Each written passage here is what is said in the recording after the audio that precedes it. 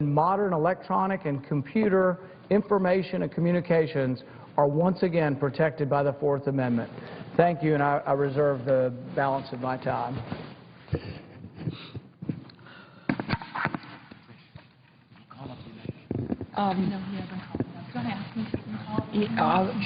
Madam President, is the Senator going to call up his amendment?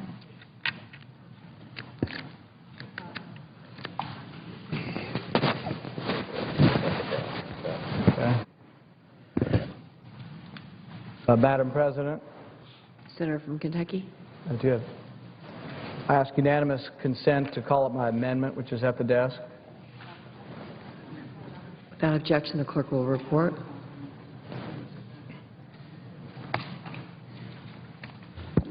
The Senator from Kentucky, Mr. Paul, for himself and Mr. Lee, proposes an amendment number 3436. I ask unanimous consent that the reading of the amendment be dispensed with. Without objection. Thank you. Madam President, if I may, I rise in opposition to this amendment. This amendment is extraordinarily broad. It is much broader than FISA, and in the course of my remarks, I would hope to address how broad it is.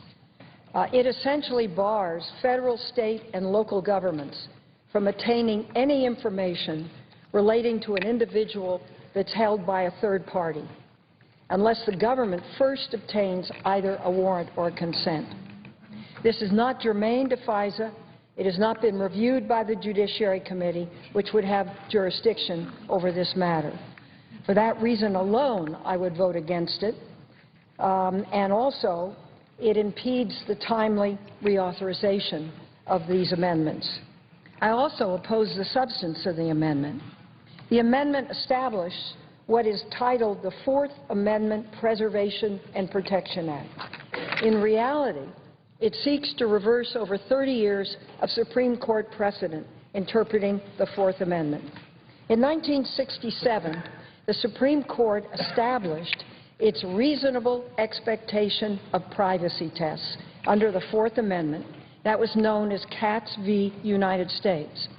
9 years later, in a case known as U.S. v. Miller, the Supreme Court held, and I quote, "The Fourth Amendment does not prohibit the obtaining of information revealed to a third party and conveyed to him to government authorities." So already you have a Supreme Court case saying that the Fourth Amendment does not prohibit this information.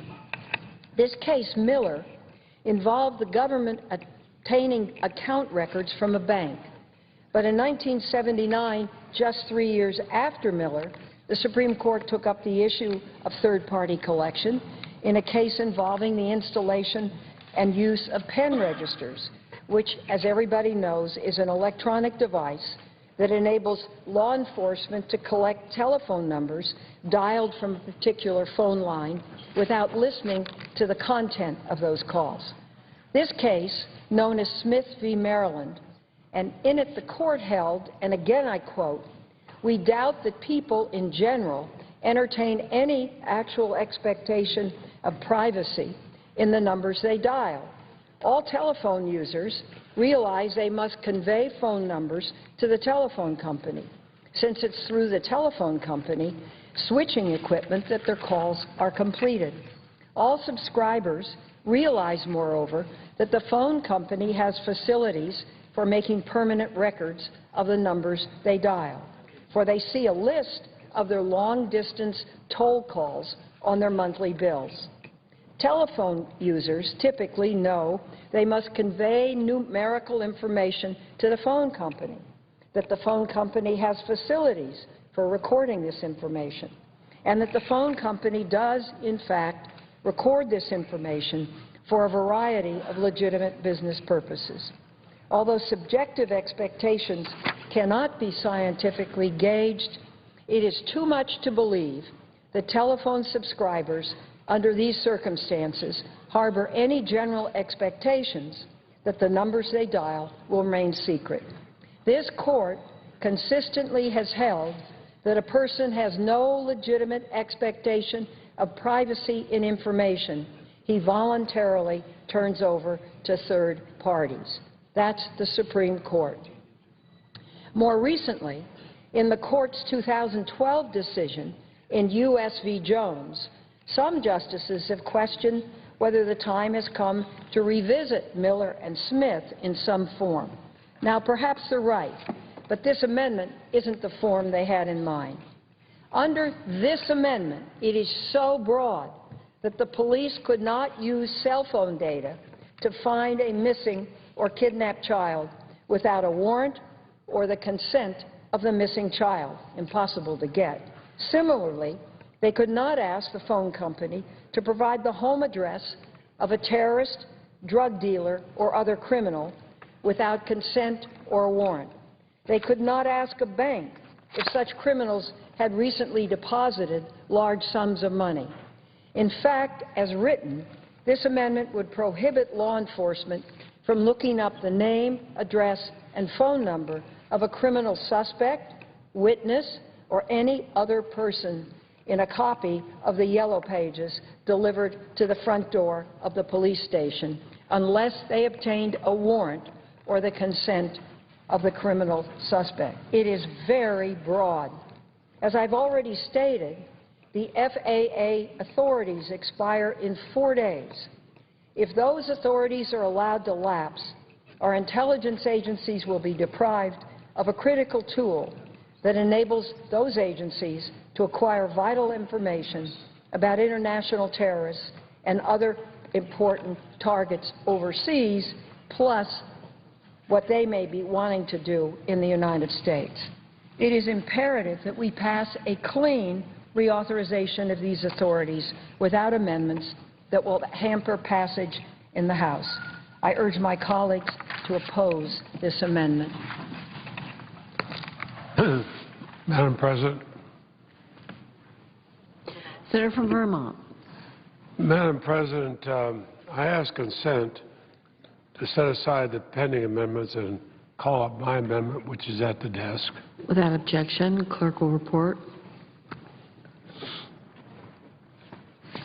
The Senator from Vermont, Mr. Leahy, for himself and others, proposes an amendment number 3437. And I ask consent that further reading be dispensed with. Without objection.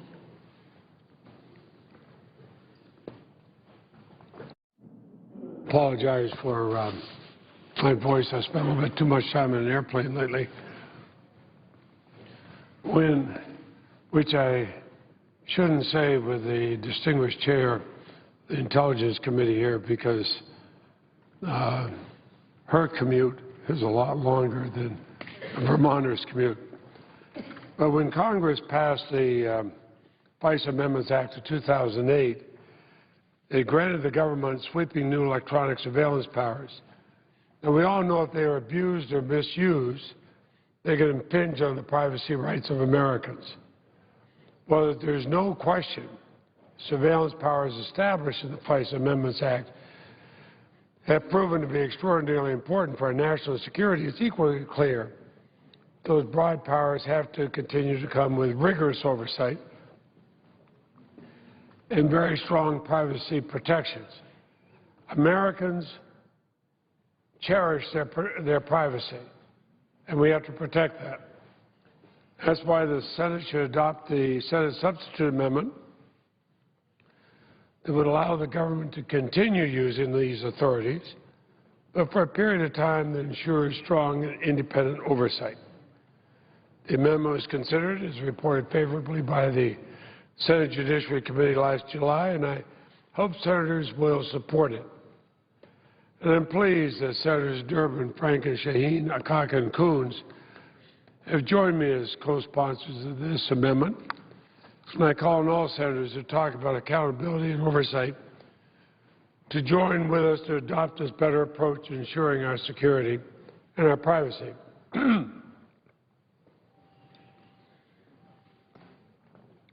In June, after the Senate Intelligence Committee originated the Senate bill to reauthorize and extend FISA, Senator Grassley and I asked for a sequential referral, one to allow the Judiciary Committee to consider and approve this important legislation, which under the rules we could.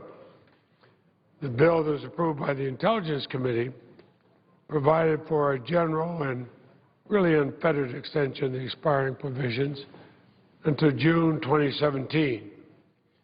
I hoped that we could improve on that, and I did. I worked with the distinguished chair of the Senate Intelligence Committee to craft a compromise to shorten the sunset of 2015, but also add some accountability and oversight provisions. And I appreciated the Senator from California's commitment to helping to improve this sensitive and important legislation and strong words of support for the Judiciary Committee bill. We adopted a substitute. We reported the bill to the Senate promptly last July. And I did it, Madam President, in July so we wouldn't be in this last-minute crunch. I wanted to give the Senate plenty of time to consider it so we wouldn't have to be merely rubber stamping the House bill.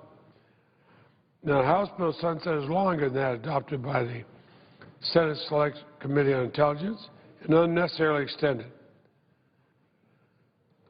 The Senate bill I have allows existing programs to continue, but ensures we revisit them in a more timely fashion, in line with the sunset provisions of the USA Patriot Act.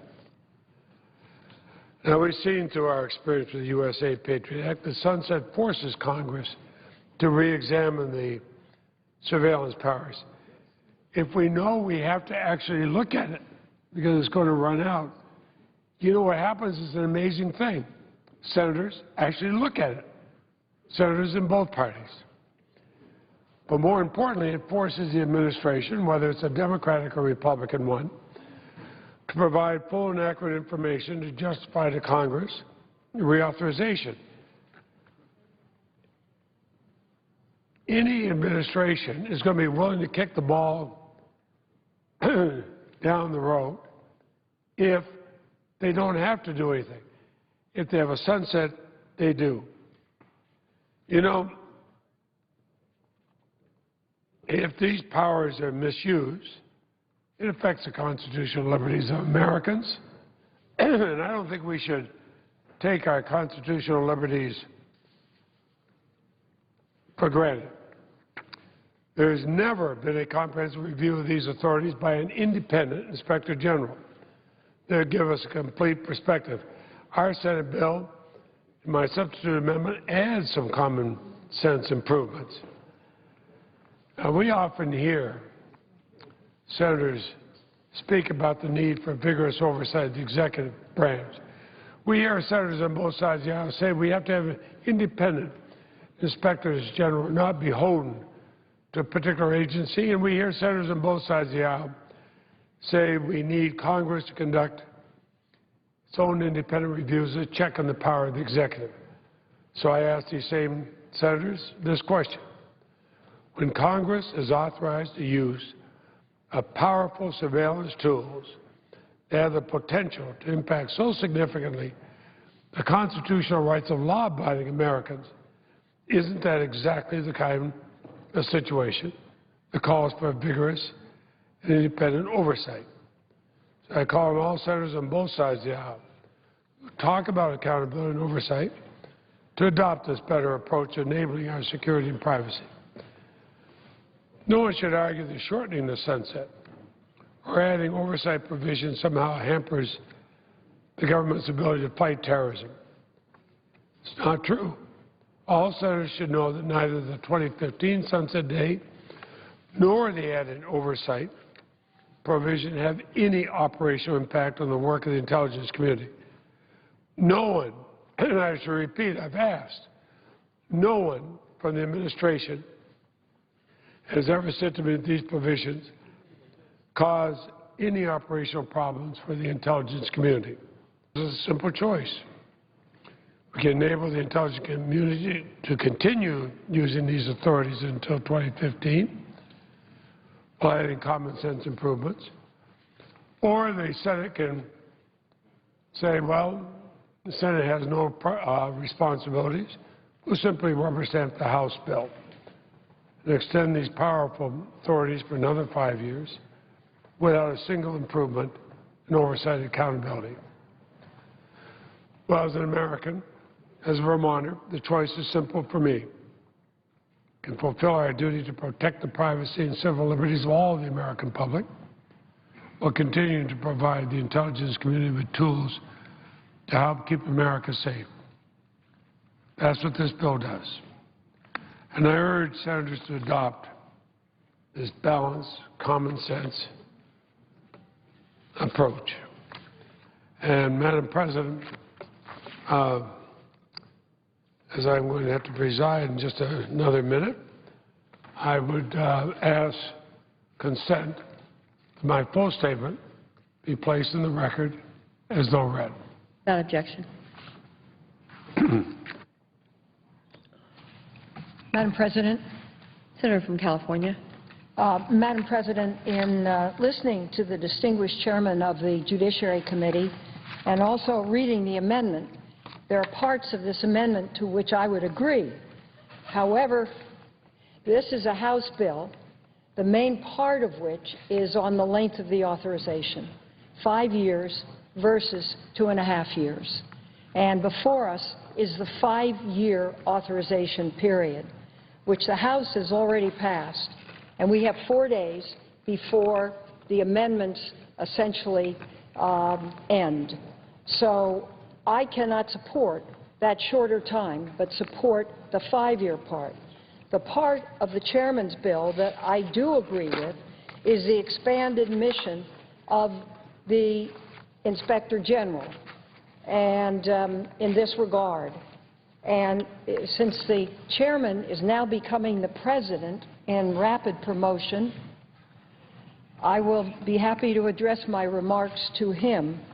And Mr. President, Mr. Chairman, I want you to know that we have spent large amounts of time on this particular section. We have required semi-annual Attorney General DNI assessments of this section. Every 6 months, they assess compliance with the targeting and minimization procedures. We require the Inspector General of Justice and the IG of every element of the intelligence community authorized to acquire foreign intelligence information to review compliance within this section. In addition, the IGs are required to review the number of disseminated intelligence reports containing a reference to U.S. person identity and the number of U.S. person identities subsequently disseminated. It requires annual reviews by agency heads of this section. It requires a semi-annual Attorney General report every 6 months to fully inform the Congressional Intelligence and Judiciary Committees. There's another semi-annual report to the committees, and there are provisions of documents relating to significant construction or interpretation of FISA. I would say that nowhere is there more reporting requirements than on this Section 702 within the jurisdiction of the intelligence community. I would also tell you that we've had hearings with every DNI, with Attorney General Holder, with Director of FBI Mueller, on how this is carried out. I will also tell you that the staff spends countless hours going over the reports in meetings with representatives of the departments.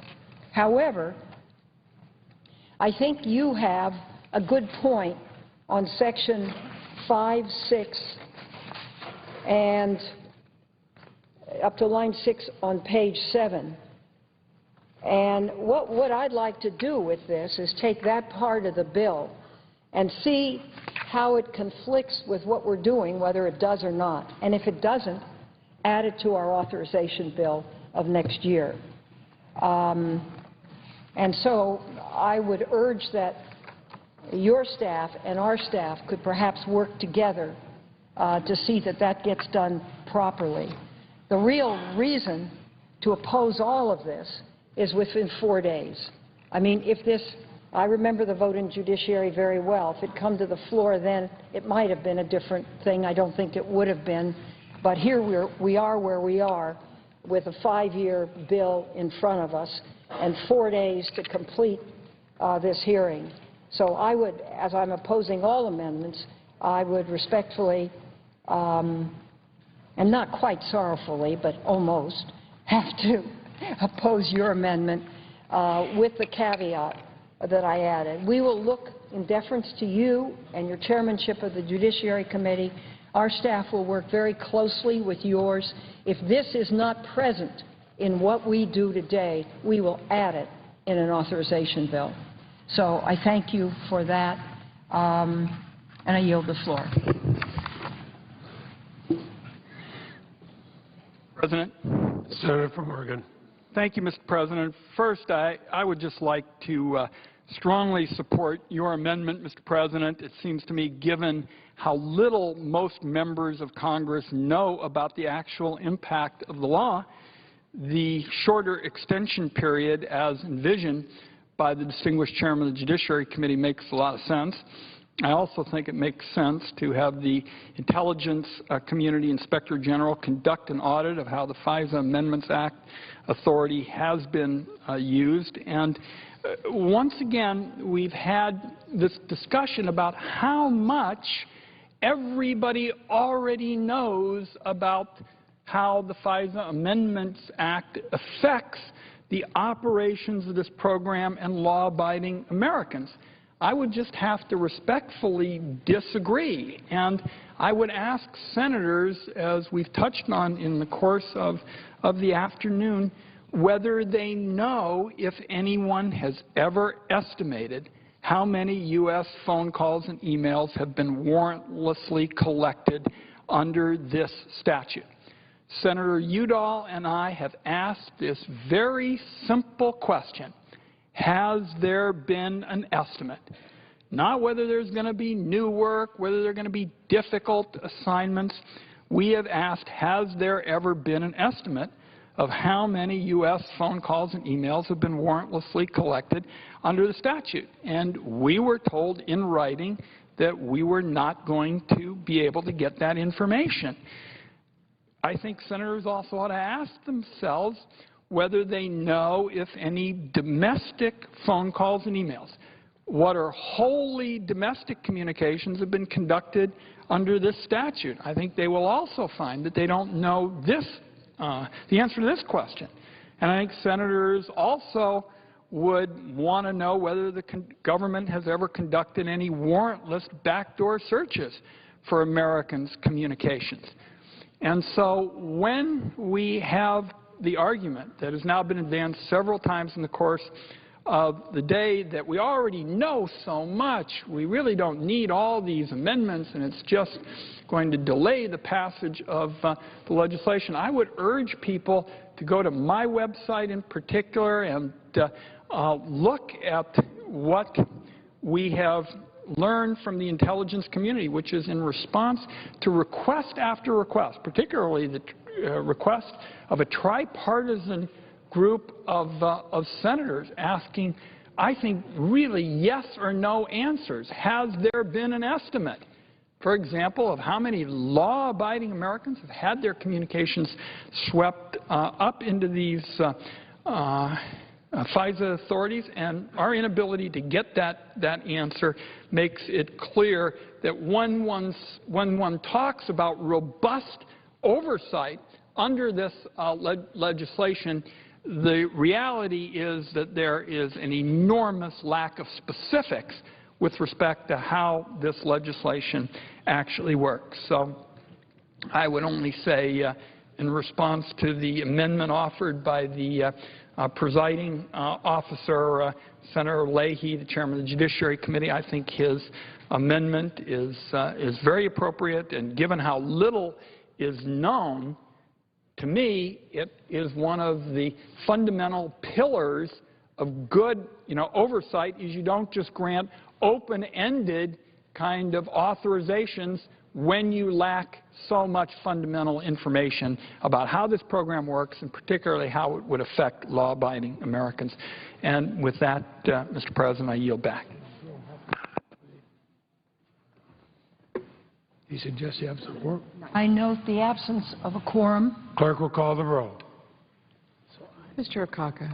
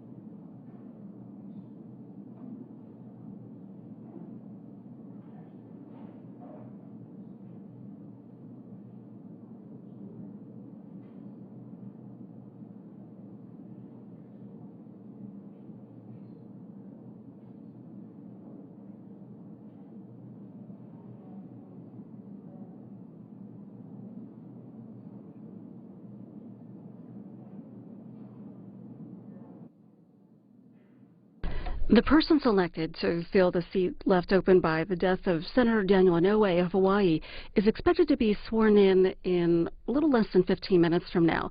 And that's Hawaii Lieutenant Governor Brian Schatz. The Hill writes that the move comes as a surprise because most expected Governor Abercrombie to honor Senator Inouye's wish, delivered in a letter to the governor on the day of his death, that he would nominate Representative Colleen Hanabusa to succeed him. So that vote expected at 2:30 Eastern Time here in the Senate.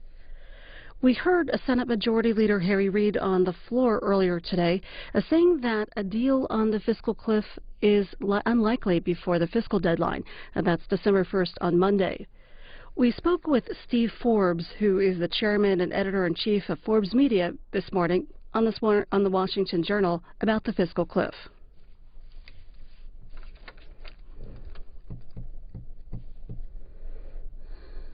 Us from our New York City studio is the chairman and editor-in-chief of Forbes Media, and that is Steve Forbes, former presidential candidate.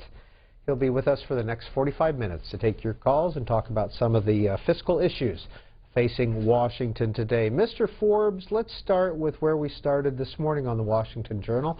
As a business owner, have you looked at the fiscal cliff, and have you made plans or altered your 2013 spending as a business owner on this issue? The answer is not yet, because the big factor is going to be ultimately what happens in health care, which kicks in 2013 and 2014. Until we get a better fix on what the rules are going to be there, you're kind of immobilized. So we're moving ahead doing the projects that we're doing, but we do see an impact in terms of people, in terms of advertising, marketing budgets. People are being very cautious there, and so we hope this thing will be successfully resolved and we don't go into a recession next year. Forbes, how would you like to see this issue played out in Washington? What, in your view, is the best economic solution? Well, the best economic solution is one they're not going to do, and that is to avoid raising taxes. And so I think the best we can hope for now is that they, for once, kick the can down the road for a couple of months. You're not going to resolve the tax code in the next few days. You're not going to resolve entitlements in the next few days. So recognize some of these issues are going to take some very serious negotiation and discussion. You've got the debt ceiling crisis coming. I think it'll probably be February, not December 31st, but that's on the immediate horizon. So instead of this crisis thing where you save everything for the last minute, try to do it in a more deliberate fashion, and I think that would be better than doing a bad deal, quick deal, and then weeks later we find out they stuffed stuff in the legislation that no one knew was there. That's a habit in Washington. So why is it important not to raise taxes on anyone at this point? Because the U.S. economy is still wobbly. The Western European economies are in recession. Southern Europe's in a very severe recession. Japan is already in recession. Germany and France are about to go in recession. Britain is turning in a disappointing economic performance. So when you have shaky economies, piling on taxes does not work. Southern Europe, Italy, Spain have been raising taxes substantially, and that just contracts the economy. We haven't seen anything like this of governments deliberately raising taxes in the face of an economic weakness or contraction, really on a scale since the early 1930s. So they ought to be going in the opposite direction in terms of tax reform, in terms of internal institutional changes, structural changes. Instead, they're putting more burdens on their private economies, and unemployment's going up to disastrous levels in Europe. Now, somebody who may be in your income group, Warren Buffett, maybe a friend of yours, wrote an op-ed in the New York Times about a month ago, and here's part of it. I want to get your reaction. I would suggest 30% of taxable income between $1 million and $10 million and 35% on amounts above that. A plain and simple rule like that will block the efforts of lobbyists, lawyers, and contribution-hungry legislators to keep the ultra-rich paying rates well below those incurred by people with income just a tiny fraction of ours. Well, you have to, in terms of incomes, in terms of what people effectively pay on tax rates, despite the lurid headlines to the contrary, the people in higher incomes pay effective tax rates 3 times those earning middle incomes in this country. What gets confused is salaried income versus capital gains. Capital gains are no sure thing. It's a high-risk proposition, as we've seen with the performance of the market in recent years. So they've always had a lower rate for capital gains to encourage risk-taking. If you effectively raise the capital gains tax to rates we haven't seen since the 1970s, which 30–35% would do, you would see this economy really crater, and any hope of investment would go by the boards. It was the lowering of capital gains taxes under Bill Clinton in the late 1990s that helped make that decade a strong one economically. And to reverse that trend and go back to rates we haven't seen since the late 70s, well, that was a bad decade, the 1970s. The taxes weren't the only reason. We had a terrible inflation problem. But we've seen here in other countries, when you raise those rates, you get less risk-taking, less economic activity, less investment, and a lower standard of living. Mr. Forbes, do you think the debt ceiling should play into the fiscal cliff negotiations? Well, whether they want to or not, it looks like it's going to do so. I was a little surprised to hear that December 31st deadline. As a matter of fact, I think when you look at government receipts of income in December, they're going to be very high because people are taking income this year in anticipation that rates may go up next year. So whether it's December 31st or March 1st or whatever, the clock is putting that in play, regardless of whether it should be part of it or not. And again, there are sensible things that can be done on the debt ceiling crisis. One of the things that I'm surprised has not been proposed is you take Social Security trust funds, which have $2.5 trillion in alleged assets and alleged reserves, which is enough to pay benefits for 3 years or more. The problem is those $2.5 trillion in reserves are in junk. They're put in non-marketable IOUs to the Treasury Department. Those IOUs should be turned into marketable bonds so that if the trust fund needs to raise cash because of the debt ceiling crisis, it just sells the bonds and continues to make the benefit payments. That should have been done a long time ago. If a company, Peter, in the private sector had taken workers' money for pensions, spent the money, which is what they do in Washington with the Social Security money. As soon as they get it, they spend the surplus.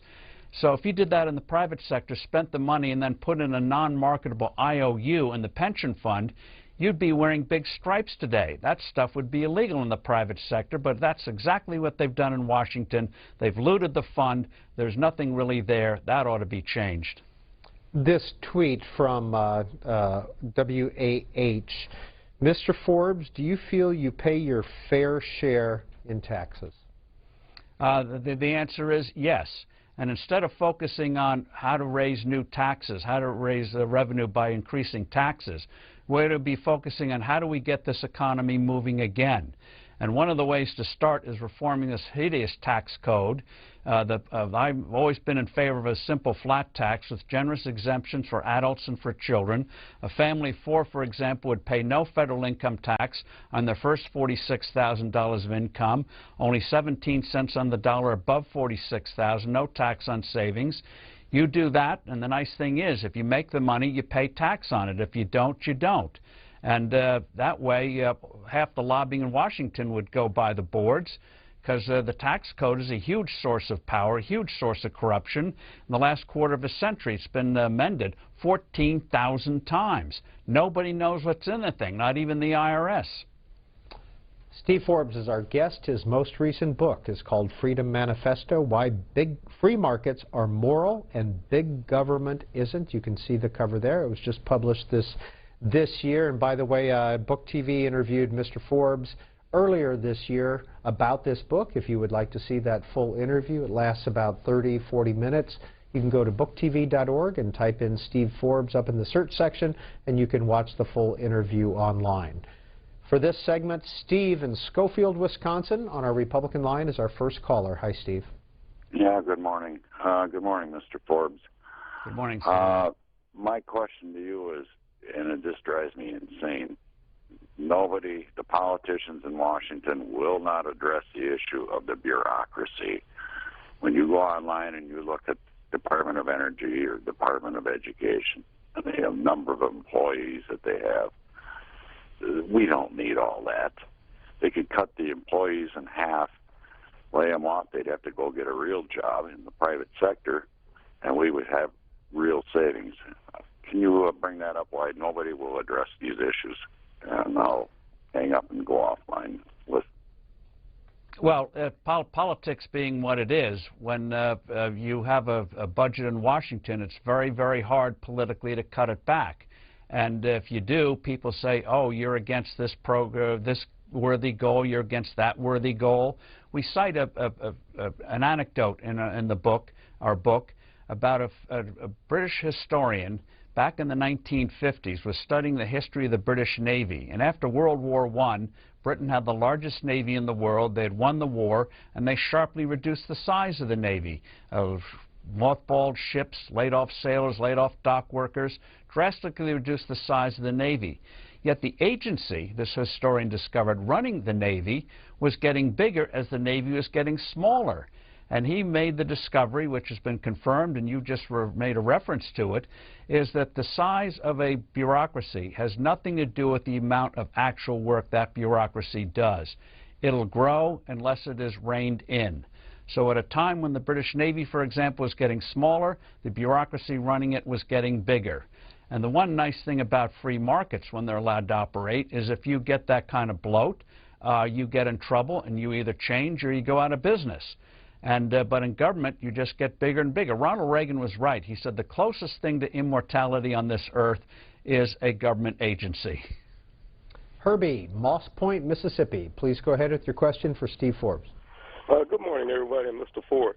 Mr. Ford, I think it's true that capitalism and monopolizing and privatizing is what's draining all of the money from the United States. We have private prisons that, they charge outrageous rates when the federal government could have maintained the prisoners cheaper. We got military people that, private military, Blackwater, they're getting outrageous amount of money to do things for the government. So I think capitalizing and monopolizing is what is draining our money, because that top 2% is where it's gaining, and all of the 98% is struggling, and this is why we're falling off the cliff. Well, one of the things about what you're touching on is goes in the whole subject of crony capitalism. That is businesses that are dependent upon government contracts. That is not real free markets. If you have real competition for those contracts where people can compete and win a contract by showing competence and good pricing and good productivity and not by political influence, that's fine. But too often in these cases, they're non-bid contracts, and you get political contributions. You get disasters like Solyndra. One of the things we discuss in the book is meritocracy versus cronyism. Meritocracy is exemplified by a company like Apple, puts products out there. If you don't like them, Apple gets in trouble. If you like them, Apple does well. Whereas with cronyism, like a Solyndra, you become politically connected. You get hundreds of millions of dollars of taxpayer money that no private investor would put up. So cronyism, capital cronyism, political cronyism, that's something we have to fight and get real competition in real free markets. In the book Freedom Manifesto, Steve Forbes and his co-author Elizabeth Ames list about 50 different taxes that the federal government has currently: accounts receivable tax, building permit tax, capital gains tax, cigarette tax, commercial driver's license tax, corporate income tax, court fines, dog license tax, federal income tax, federal unemployment tax, fishing license tax, hunting license tax, inheritance tax, inventory tax, liquor tax, local income tax, luxury taxes, marriage license tax, Medicare tax, etc., etc. Ralph in Evanston, Illinois. You can see all of Steve Forbes' comments at our website, cspan.org. We're expecting here in the Senate Vice President Joe Biden to swear in Hawaii Lieutenant Governor Brian Schatz to fill the seat left open by the death of Senator Daniel Inouye. Senator Inouye had sent a letter to Governor Neil Abercrombie on the day of his death asking that he appoint Representative Colleen Hanabusa. Going now to the Senate floor. Brian Schatz, the Lieutenant Governor of the state of Hawaii, and that letter is a resignation letter. I ask unanimous consent that Senator-designee Schatz resignation letter be printed in the record. Without objection, it's so ordered. Will be printed in the record.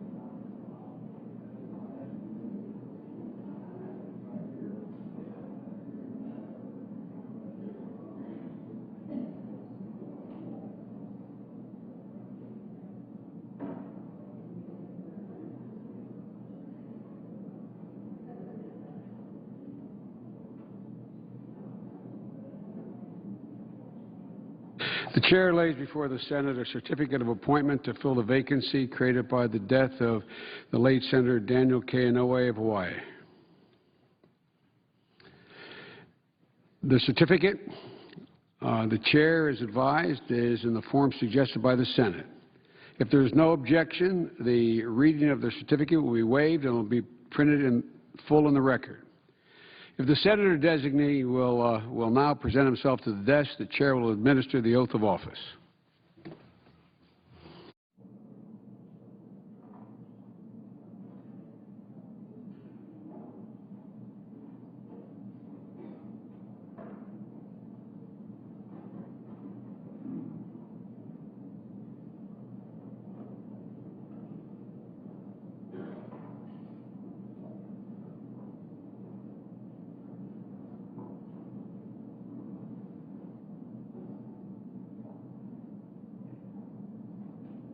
Oath, and you just say I do. Okay.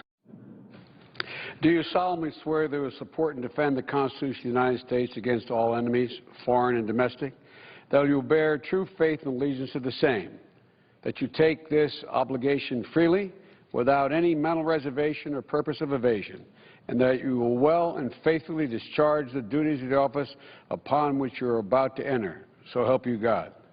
I do. Congratulations, Senator. Thank you. Welcome.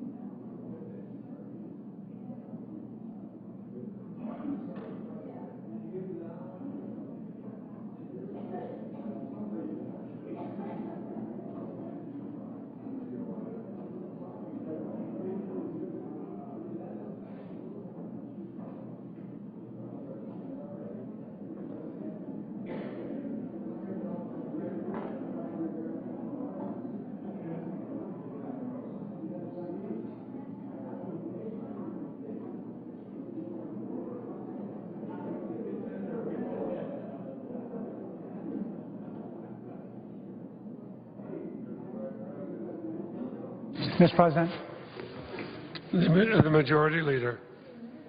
on behalf of the entire Senate, I welcome Senator Designee Brian Schatz to the United States Senate.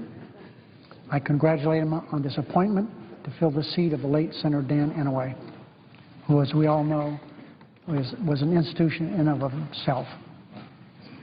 Once he is sworn in, the designee will be one of the youngest senators in this body. Nevertheless, he has a long history of serving the state of Hawaii. Prior to entering politics, the senator designee served for 8 years as CEO of Helping Hands Hawaii, one of Hawaii's largest nonprofit social service organizations. He's also served 4 terms in the Hawaii Assembly, House of Representatives, and served until just a few minutes ago as the Lieutenant Governor of the state of Hawaii.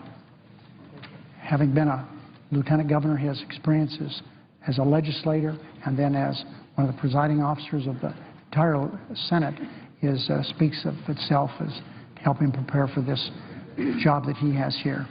He will build upon the foundation laid during Senator Inouye's 5 decades representing the state of Hawaii in the United States Senate. While no one can fill the shoes of our friend, Senator Inouye, Brian Schatz is a young man with a future full of promise and opportunity. Mr. President, I would ask unanimous consent that the senator from Hawaii, Senator Akaka, now be recognized. The senator from Hawaii, the senior senator from Hawaii, Senator Akaka.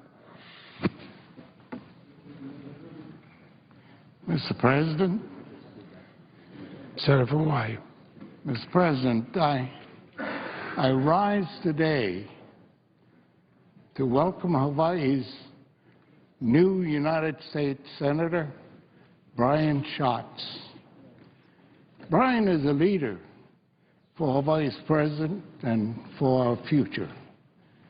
And I welcome him with much aloha pumihana, which is with warm love.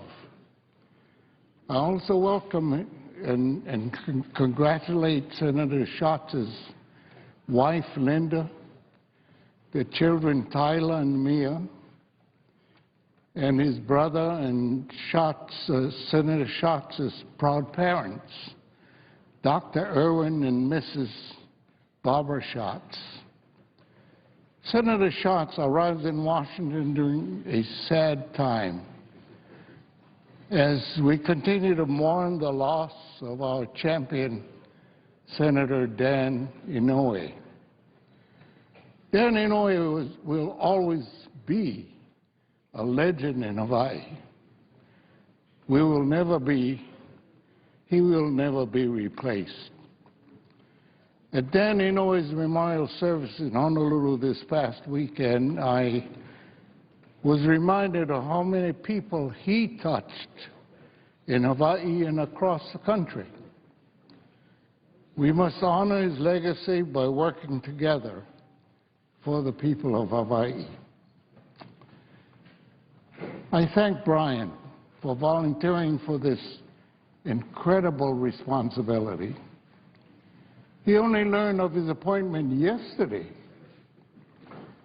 and did not have any time to spare. So he hopped on Air Force One and flew straight to Washington to be sworn in here today. We need him here now because we're facing a major challenge, one that regrettably has been created by Congress and in our inability to thus far compromise. The looming spending cuts and tax increases known as the fiscal cliff must be fixed within the next 5 days. Mahalo, thank you, Brian, for accepting this challenge. I'm here to help you in any way I can. Well, there are other talented leaders in Hawaii who stepped forward and who would also have been excellent appointees. I know that my colleagues will join me in supporting Senator Brian Schatz for the good of Hawaii. Throughout my 36-year career in Congress, The Hawaii delegation has always been unified. We have always put Hawaii first before our individual ambition. We must continue that. Hawaii comes first. I have followed Brian Schatz's career for many years. He was an active member of the Hawaii State House of Representatives for 8 years before becoming CEO of Helping Hands Hawaii, a nonprofit organization that provides human services in the islands. As Lieutenant Governor, he has been a big part of our community. He has been an outspoken supporter of our troops and veterans and defender of our environment. Senator Schatz will be a strong progressive voice for Hawaii in the United States Senate. He will advance freedom and equality. He will be a strong voice on climate change, expanding clean, renewable energy, and protecting our precious natural resources. He will defend Native Hawaiians and all of our nation's first people, those Americans who exercised sovereignty on lands that later became part of the United States. He will uphold the values and priorities of our unique state. I say to my friend, the new junior senator from Hawaii, never forget that you are here with this solemn responsibility to do everything you can to represent the people of Hawaii, to make sure that their needs are addressed in every policy discussion, to speak up and seek justice for those who cannot help themselves. God bless you, Senator Schatz. God bless Hawaii. God bless the United States of America. Mr. President.